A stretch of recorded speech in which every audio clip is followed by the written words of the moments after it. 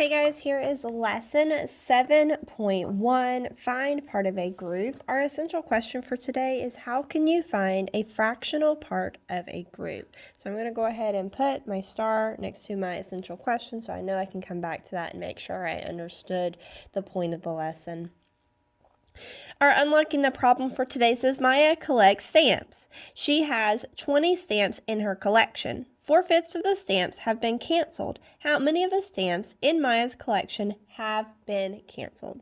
So before we do anything, let's circle the important information that we think we might use in this problem. So we know that she has 20 stamps altogether, so that's her total.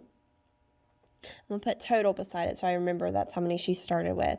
And 4/5 of her stamps have been canceled. So I'm going to circle 4/5, underline canceled. And our question is how many of the stamps in Maya's collection have been canceled? So we are trying to find 4/5 of 20. So I want you to write 4/5 of 20. And I know that they've already written that for you, but I want you to write that on the side. That way you know that's what you're trying to find. So what we're going to do is we're going to put 20 counters on our math board. Obviously, you don't have a math board and you don't have counters, but we're going to pretend that we have 20 counters that we can put on a math board. Since you want to find 4/5 of the stamps, you should arrange the 20 counters into, so you're going to find that denominator is going to tell you how many groups. So you're going to arrange the 20 counters into 5 equal groups. Okay, so that's why we would have these 5 groups right here. So we're going to draw counters in equal groups below. How many counters are in each group? So I know I have 20 stamps altogether, and I'm going to have 20 counters to represent those 20 stamps. So I'm going to put 1 in each group until I get to 20. So I'm going to keep drawing my counters in each group until I get all the way to 20. And if you know your facts, you know that you're going to end up with 4 in each group. So it says how many counters are in each group. There would be 4 counters in each group. Now it says each group represents what of the stamps? So each group represents what fraction of the stamps? Well, this would be 1/5 of the stamps. This would be 1/5 of the total stamps. And we're going to keep doing it because if we add up all of these fifths, we're going to have one whole, which would be our total. So how many groups did you circle? Well, we need to circle, it says circle 4/5 of the counter. So here's 1/5, 2/5, 3/5, 4/5. So I'm going to circle my 4/5. Each group, we didn't write in the blank. Each group represents 1/5. We wrote it down, we just didn't write it in the blank that they asked us to.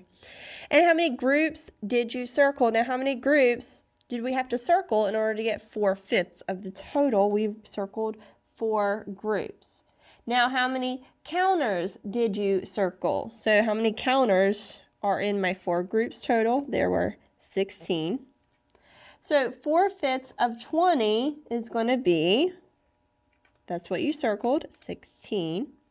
Or 4/5 times 20 is going to give me 16. So 16 of the stamps have been canceled. So we just multiplied fractions without even knowing that we multiplied the fractions. Pretty cool. All right, so we're going to keep on moving. And if you need to rewatch that, you can. If you still have a question, come back, ask me. But we're going to keep moving on to the next one. All right, this one says on the back of that first page, Max's stamp collection has stamps from different countries. He has 12 stamps from Canada. Of those 12, 2/3 of them have pictures of Queen Elizabeth II. How many stamps have the Queen on them? Draw an array to represent the 12 stamps by drawing an X for each stamp. Since you want to find 2/3 of the stamps, you would arrange to show blank groups of equal size. Well, just like we did with the first one, our bottom number, our denominator, tells us how many is going to, that would tell us how many rows. So like with this one, the 5 told us how many groups there were going to be. This one, because we're doing it as an array, our 3 is going to tell us how many rows there are. So I'm going to have 1, 2, 3 rows. And then I'm going to keep doing that until I get my 12 stamps. So I'm going to go 3, 4, 5, 6, 7, 8, 9, 10, 11, 12, which that shouldn't be too hard because I know that y'all did that in 3rd grade, but just as a reminder, just in case you might have forgotten. So how many rows of equal size? Well, we decided there was 3 because our denominator is 3, so that was our easy number to find. So it says circle blank of the 3 rows to show 2/3. So we're going to circle 2 of the 3 rows because we're circling 2 groups. We'll circle 2 groups. Now, if you wanted to circle 1, 2, you can do that as well, whichever way is easier for you. So we circled 2 of the 3 rows. And there are how many X's circled? So I'm going to find out. 1, 2, 3, 4, 5, 6, 7, 8. There were 8 X's circled. So let's complete the number sentences. 2/3 of 12 equals, how many did we circle? 8. Or 2/3 times 12 would give me 8. So there are how many stamps with pictures of Queen Elizabeth II? There were a total of 8. Good job. All right, now we're going to go all the way to the bottom where it says try this. This one you're going to draw an array. It says Susan has 16 stamps. In her collection, 3/4 of the stamps are from the United States. How many of her stamps are from the United States and how many are not? So we know that the total that she has is 16 stamps. I'm going to circle this 16 and write total. That's how many altogether she has. 3/4 of the stamps are from the United States, so I'm going to circle 3/4 are from the United States. And our question is how many stamps are from the United States and how many are not? So there are 2 questions that we need to answer. So let's go ahead and, like it said, draw an array. So I know my total is going to be 16. So I'm going to have 16 X's in the end. Now I'm going to look at my fraction. Remember, my 4, my bottom number, your denominator, is going to tell you how many rows. So I'm going to go ahead and draw 1, 2, 3, 4 rows. And I'm going to keep doing that until I have 16 total X's represented. So I'm going to go ahead and there's 8, 9, 10, 11, 12, 13, 14, 15, 16. So that's what yours should look like at this point. Now, remember, my numerator is going to tell me how many of those rows am I circling. So I know here's 1 row, 2 rows, 3 rows, because we're only circling my 3 rows. Okay, so now that's going to tell me how many are from the United States. So now I can just figure that out. I know that there are 4, 8, 12 are from the United States. So there are 12 from the United States. And how many stamps are not? So we haven't really done that yet, but we can infer these are from the United States. So that means that these that did not get circled are not from the United States. So we would just say there are 4 not from the United States. Okay, so as long as your total ends up being 16, you know you have the right answer.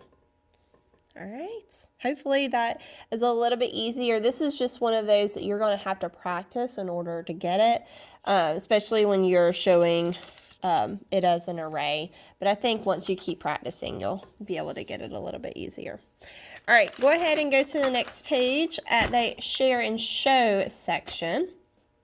It says complete the model to solve. We have 7/8 of 16 or 7/8 times 16. How many rows are the counters in? Well, I already know that I should have them in 8 rows, but let's go ahead and check. 1, 2, 3, 4, 5, 6, 7, 8. Now, why would I put an R beside it? Well, honestly, that's how I did it when I taught 3rd grade, and it just reminds me the rows go side to side, and I know my columns go up and down. So I just put a little R beside it. You don't have to do that, but I just, as a refresher, you might want to. So I know that there are 8 rows. So I double checked. They did that part right. How many counters are in each row? So I know that there are 1, 2 in each of my rows. Now, with these 2 questions right here, did we have to remember anything from today's lesson? No, for sure not. But they want to make sure that you're able to identify the number of rows and then the number of counters in each row. Now it says circle how many rows to solve the problem. Well, I know my numerator tells me how many rows to circle, so I'm going to circle 7 rows. 1, 2, 3, 4, 5, 6, 7. So I circled 7 rows. How many counters did I circle? Not how many rows, how many counters. So go ahead and write that down. You should have written 14. So then 7/8 of 16 is, 7/8 of 16 is 14. And then 7/8 times 16 would give us, same thing, 14. Hopefully this is getting a little bit easier as we go. Okay. Now, this next one, we're going to model to solve. You can do it the first way that we learned how, so you can do it this way with groups. I honestly think this way is a little bit easier, but like I said, whatever works best for you is the way that I want you to do it. So with this one, I know that there are going to be 3 rows. So I'm going to go ahead and draw my 1, 2, 3 rows. And I know that there's going to be 18 altogether. So I'm going to keep putting them in rows until I have all 18 done. 9, 10, 11, 12, 13, 14, 15, 16, 17, 18. All right, so there is my rows. Now I know I'm going to circle 2 of my rows. So here's my first row circled, second row circled.